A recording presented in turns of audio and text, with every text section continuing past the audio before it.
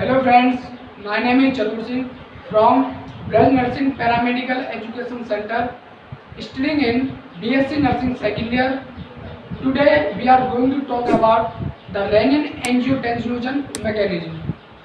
So let's start the renin-angiotensin mechanism. जो rennin-angiotensin mechanism है उसे हम अनदर नाम से भी जानते हैं, मीन्स रास। किस नाम से जानते हैं हम? रास नाम से जानते हैं। आर मीन्स होता है रेनिन, ए मीन्स होता है एंजियोटेंसिन और सेकंड जो अनदर ए है उसका मीन्स होता है एल्डोस्टेरोन, एस मीन्स होता है सिस्टम। जो रेनिन एंजियोटेंसिन एल्डोस्टेरोन जो सिस्टम है ये क्या करता है, हमारी बॉडी के अंदर ब्लड वॉल्यूम और ब्लड प्रेशर को मेंटेन करके रखता है। How this system is activate, जो ये सिस्टम है वो एक्टिवेट कब होता है, जब due to some reason if my blood pressure is going down, किसी भी कारण हमारा ब्लड प्रेशर क्या होता है, कम हो जाता है, then this system is activate. तो ये सिस्टम क्या होता है, एक्टिवेट होता है। Suppose that if this is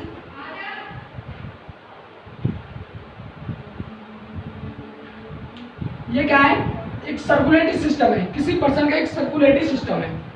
उसे किसी रीजन से, किसी वजह से उसको चोट लग जाए या कोई एक्सीडेंट हो जाए। जब किसी पर्सन को चोट या एक्सीडेंट होता है तो क्या होता है, ब्लड लॉस होता है। जब ब्लड लॉस होगा, यहाँ से क्या होगा, ब्लड लॉस होगा। जब ब्लड लॉस होगा तो हमारा जो सर्कुलेटरी सिस्टम है उसके अंदर जो ब्लड का जो वॉल्यूम है वो क्या होगा, डिक्रीज होगा। भाई सीधी सी बात है, जब ब्लड लॉस होगा तो सर्कुलेटरी सिस्टम ब्लड का वॉल्यूम कम होगा। जब ब्लड का वॉल्यूम कम होगा तो ब्लड प्रेशर भी क्या होगा, कम होगा। जब ब्लड प्रेशर जब कम होगा तो ये सिस्टम क्या होगा, एक्टिवेट होगा।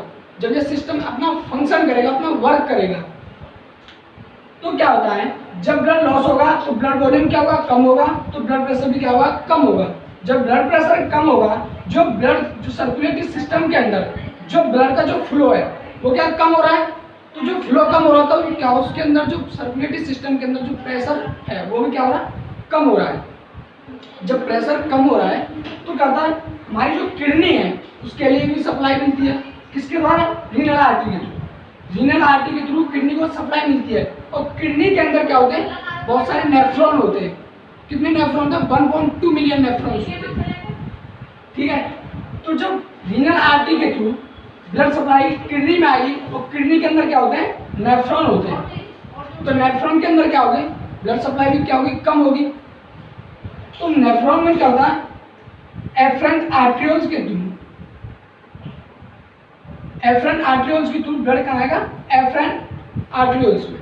तो एफरेंट आर्टरियोल्स के अंदर कुछ स्पेशलाइज्ड स्मूथ मसल्स होती हैं जिन्हें हम जुक्स्टाग्लूमरल सेल्स कहते हैं, मीन्स जेजी सेल्स कहते हैं। तो जेजी सेल्स है वो क्या डबल एक्शन करती है। फर्स्टली क्या करती हैं, वो डिटरमाइन कर लेती है, मतलब असेस कर लेती है जो ब्लड का जो फ्लो है, जो ब्लड का जो प्रेशर है उसे क्या करते हैं, मीजर कर लेती है।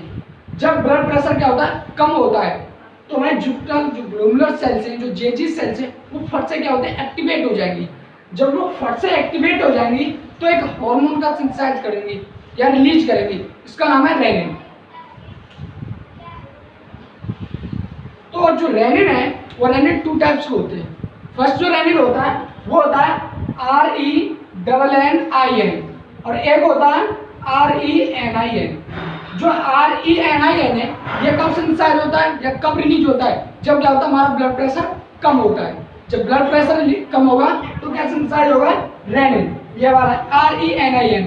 और जो RENNIN है वो कब सिंथेसाइज होता है, जब स्टोमक, जो छोटा बच्चा होता है, 1 या 2 महीने का जो बच्चा होता है, तो उसके स्टोमक में कोई भी एंजाइम्स नहीं होती, तो क्या होता है, उसके अंदर क्या होता है, रेनिन होता है। जैसे कोई बच्चा अगर 1-2 महीने का है तो वो दूध पीता है, तो जब उसे उल्टी करता है वो दूध जैसा नहीं निकलता, वो क्या निकलता है, दही जैसा निकलता है। तो क्या होता है, उसमें रेनिन क्या अपना फास्ट वर्क करता है।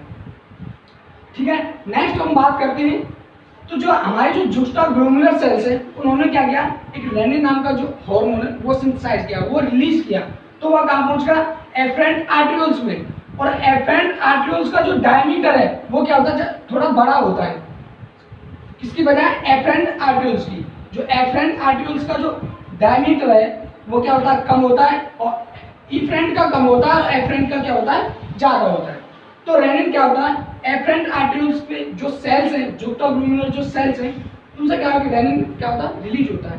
तो वो एफरेंट आर्टरीज के थ्रू, किडनी के थ्रू, रीनल वेन के द्वारा कहाँ पहुंच जाता है, सर्कुलेटरी सिस्टम में। जब वो सर्कुलेटरी सिस्टम में पहुंच जाएगा तो क्या होगा, सर्कुलेटरी सिस्टम में पहुंचने के बाद हमारा जो लिवर है, लिवर के अंदर एक कंपोनेंट होता है जिसे एंजियोटेंसिनोजन कहते हैं। क्या होता है, एंजियोटेंसिनोजन।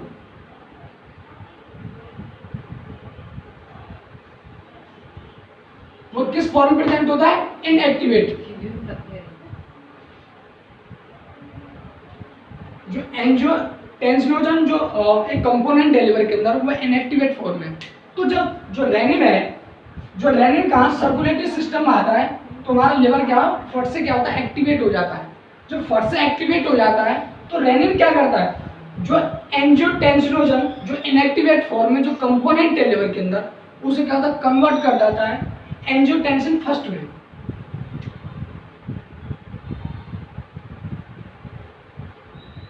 एंजियोटेंसिन फर्स्ट में, जब एंजियोटेंसिन फर्स्ट में जब कन्वर्ट हो जाएगा तो क्या होता है, वो कहाँ पर आ जाएगा, सर्कुलेटरी सिस्टम में आ जाएगा।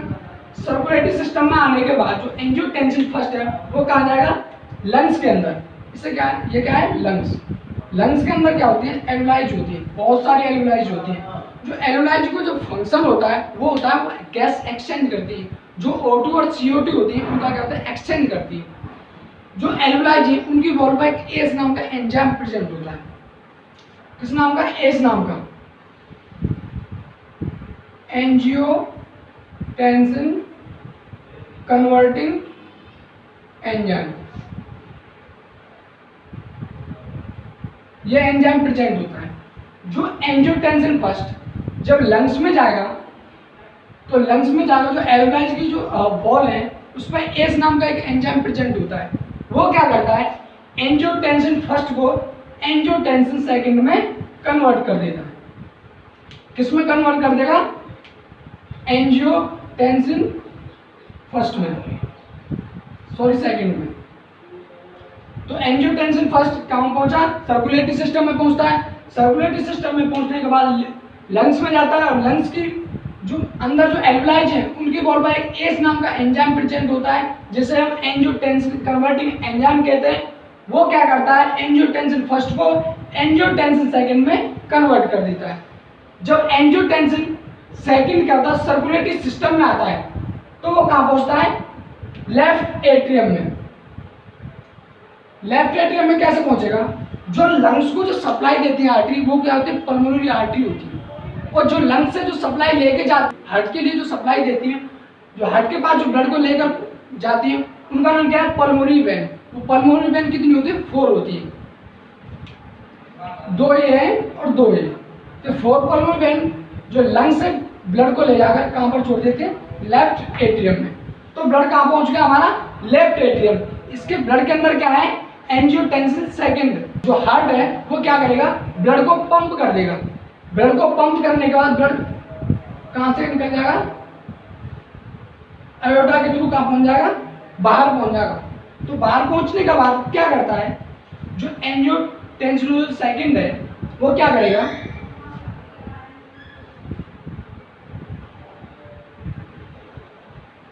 जो एंजियोटेंसिन जो सेकंड है वो क्या करेगा, जो एड्रिनल कॉर्टेक्स, ये क्या है, एक एड्रिनल कॉर्टेक्स, तो एड्रिनल ग्लैंड है, एड्रिनल ग्लैंड है। तो एड्रिनल ग्लैंड के 2 पार्ट्स होते हैं, एक होता है एड्रिनल कॉर्टेक्स और एक होता है एड्रिनल मेडुला। तो क्या होगा, एंजियोटेंसिन जो सेकंड है वो किस पर एक्ट करेगा, एड्रिनल ग्लैंड पर। तो एड्रिनल ग्लैंड की जो एड्रिनल कॉर्टेक्स होती है उसको एक्टिवेट करेगा। एड्रिनल कॉर्टेक्स क्या करती है, एक एल्डोस्टेरोन नाम का हार्मोन रिलीज करती है। किस हार्मोन को रिलीज करती है, एल्डोस्टेरोन हार्मोन।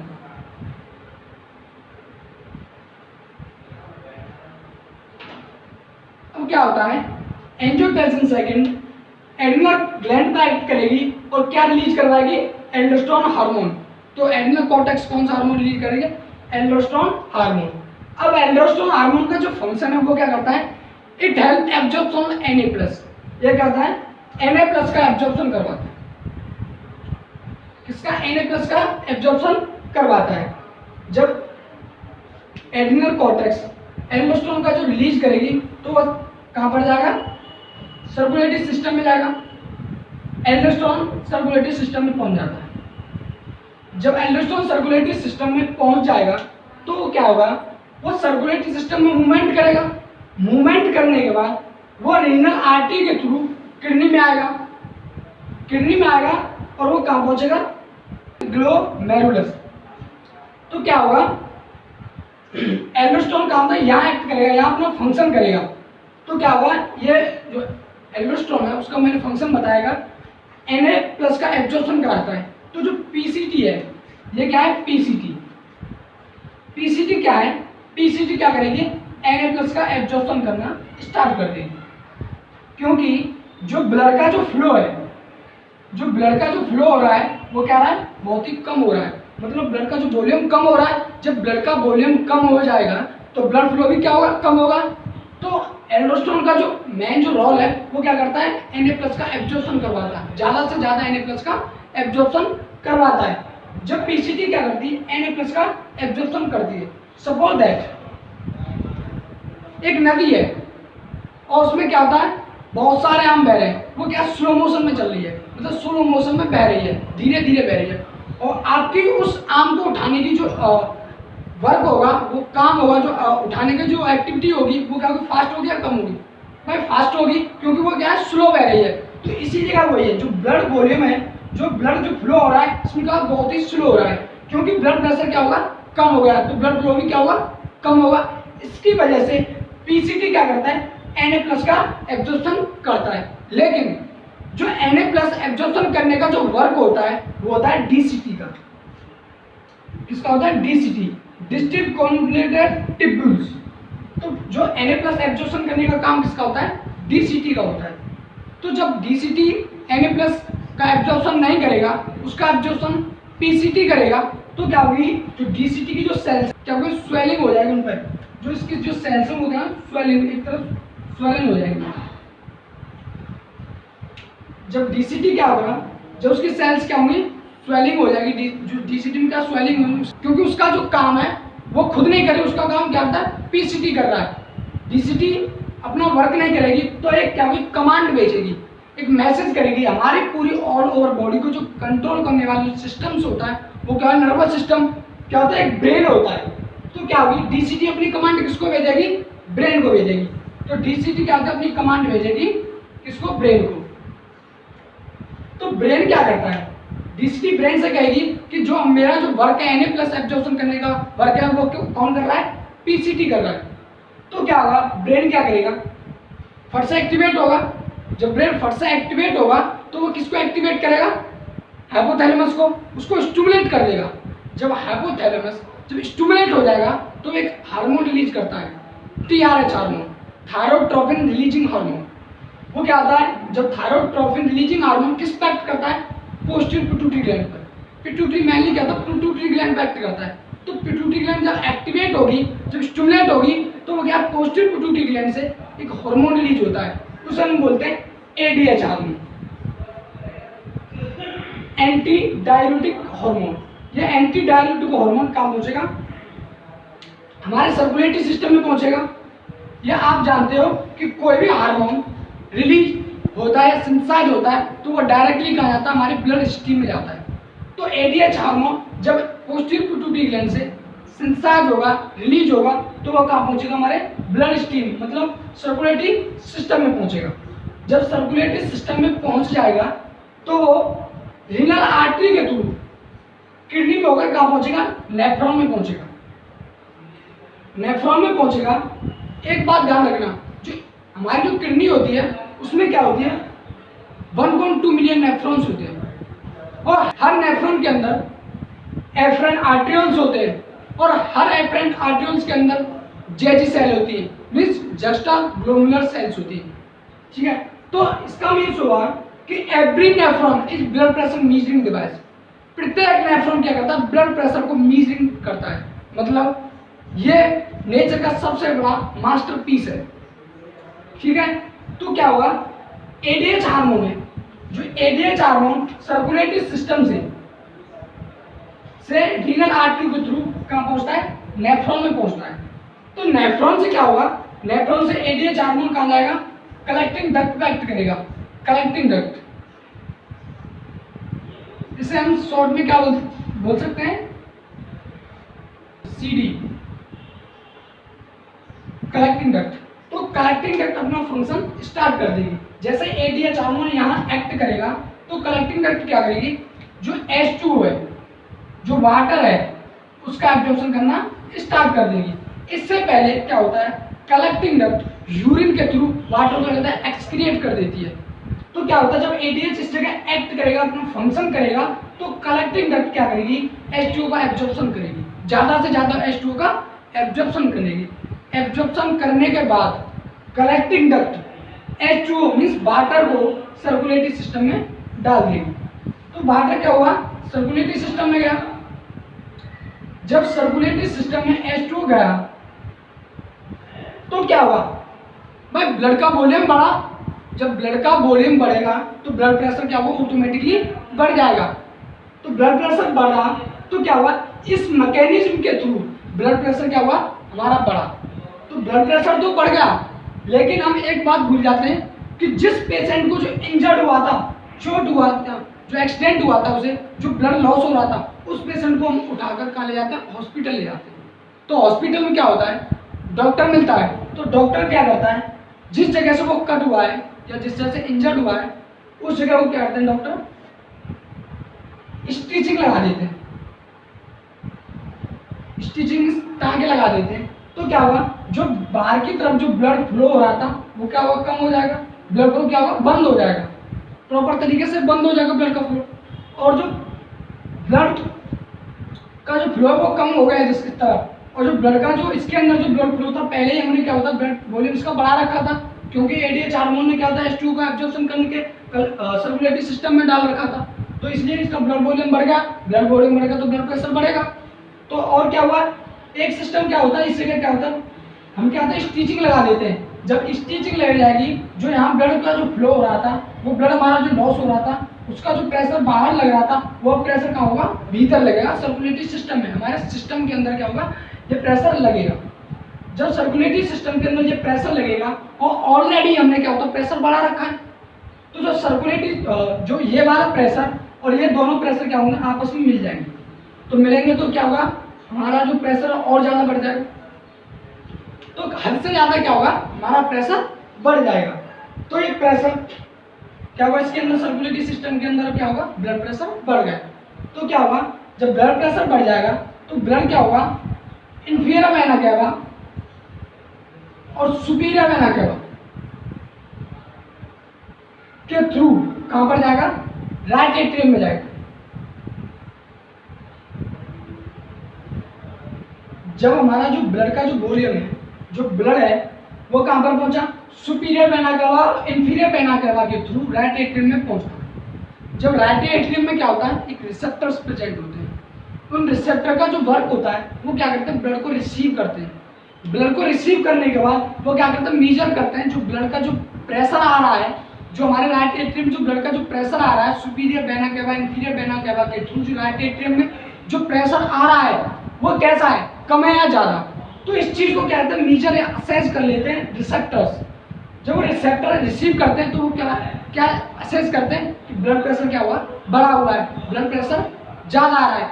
तो क्या करते हैं, जो उसके अंदर क्या होता है, एक रिसेप्टर्स होते हैं, वो रिसेप्टर क्या करते हैं, एक हार्मोन रिलीज करते हैं। उस हार्मोन का नाम है ANF। उस हार्मोन का नाम क्या है, एक ये रिसेप्टर है, ये क्या करेगा, हार्मोन रिलीज करेगा, उसका नाम है ANF। इसका मीन्स है एट्रियल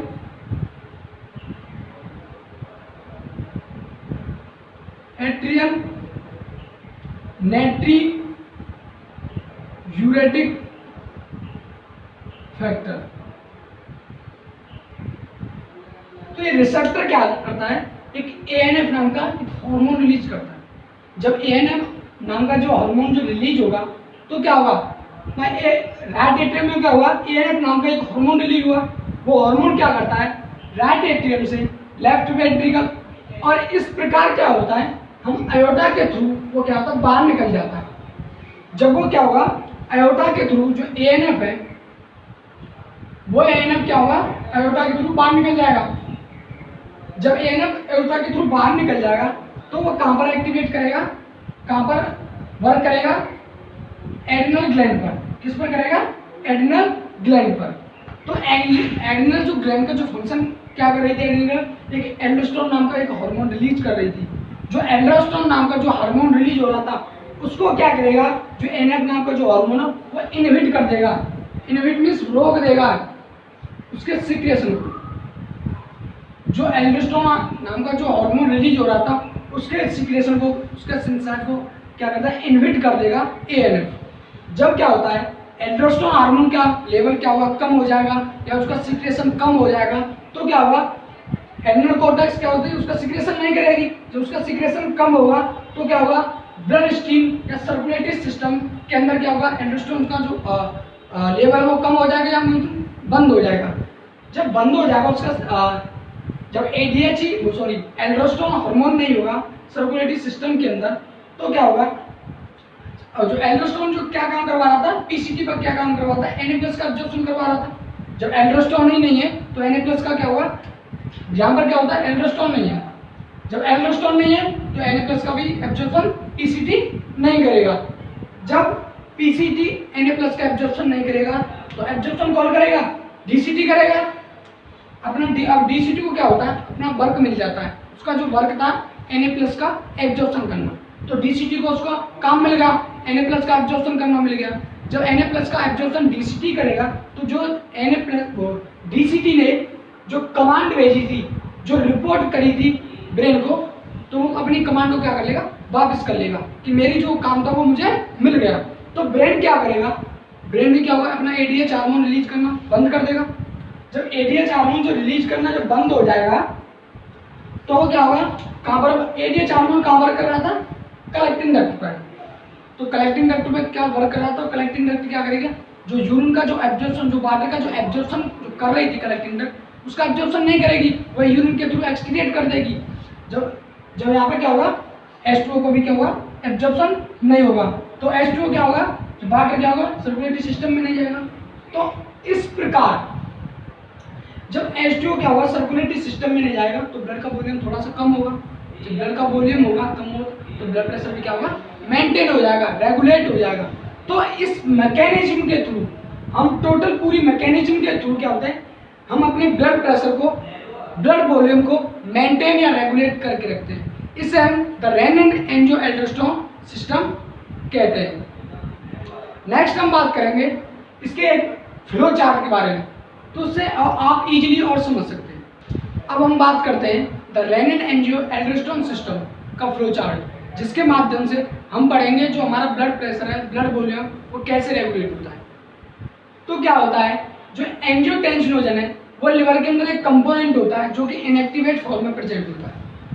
तो क्या होता है, जब एंजियोटेंसिनोजन को एंजियोटेंसिन फर्स्ट में कन्वर्ट कैसे होता है, तो हमारी जो किडनी है, किडनी के अंदर क्या होते हैं, नेफ्रॉन होते हैं, और नेफ्रॉन में क्या होता है, एक एफरेंट आर्टरियोल्स होती है, और एफरेंट आर्टरियोल्स के ऊपर क्या होता है, एक स्पेशलाइज्ड स्मूथ मसल्स होती है, इन्हें हम जेजी सेल्स बोलते हैं।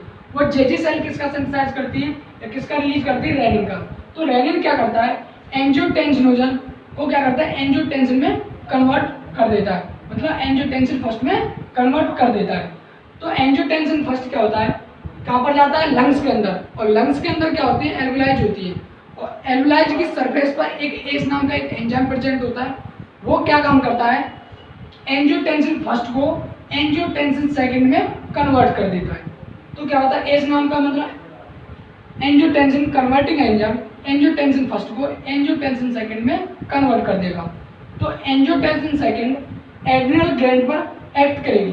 तो जब एड्रिनल ग्लैंड पर एक्ट करेगी तो एड्रिनल ग्लैंड क्या निकालेगी, एक हार्मोन रिलीज करेगी, इसका नाम है एल्डोस्टेरोन।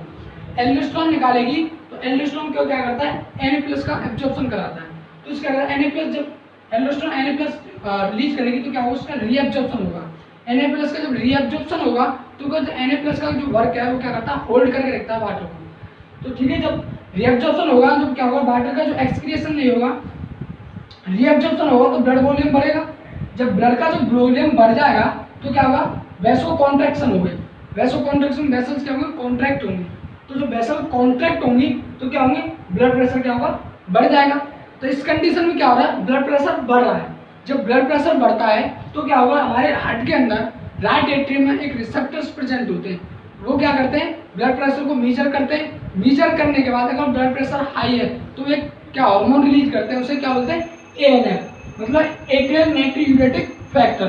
तो एट्रियल न्यूरेटिक फैक्टर क्या करता है, किस फैक्टर करता है, एड्रिनल ग्लैंड पर। जब एड्रिनल ग्लैंड पर एक्ट करेगा तो एड्रिनल ग्लैंड क्या रिलीज कर देगी, एल्डोस्टेरोन। तो एल्डोस्टेरोन को रिलीज करना क्या कर दे, कम कर देगी, मतलब खत्म कर देगी। जब क्या एल्डोस्टेरोन का जो रिलीज होना ब्लड के अंदर, एल्डोस्टेरोन का लेवल वो कम हो जाएगा, खत्म हो जाएगा, तो वो एन प्लस का एब्जॉर्प्शन रीअब्जॉर्प्शन नहीं करेगा। जब रीअब्जॉर्प्शन नहीं होगा तो ब्लड वॉल्यूम ज़्यादा नहीं होगा, ब्लड वॉल्यूम क्या होगा, स्लो कम हो जाएगा। तो ब्लड वॉल्यूम कम हो जाएगा तो क्या होगा, वैसोडायलेटर्स हो जाएंगे, और वैसोडायलेटर्स होंगे तो बीपी क्या होगा, कम हो जाएगा, मेंटेन हो जाएगा। तो इस मैकेनिज्म के थ्रू, पूरी मैकेनिज्म के through, the renin angiotensin system के थ्रू क्या होता है, हम अपनी बॉडी के सिस्टम्स, अपनी बॉडी के ब्लड वॉल्यूम, ब्लड प्रेशर को रेगुलेट करते हैं। This is all about the renin angiotensin system. अगर आपको मेरी प्रेजेंटेशन पसंद आए तो उसे शेयर करें, लाइक करें एंड कमेंट करें, और मेरे BNP एजुकेशन चैनल को सब्सक्राइब करें। Thank you so much.